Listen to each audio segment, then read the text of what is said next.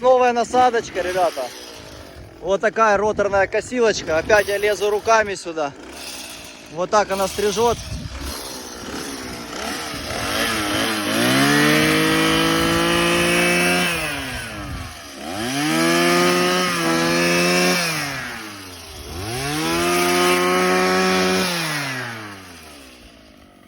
Камыш на ура уходит.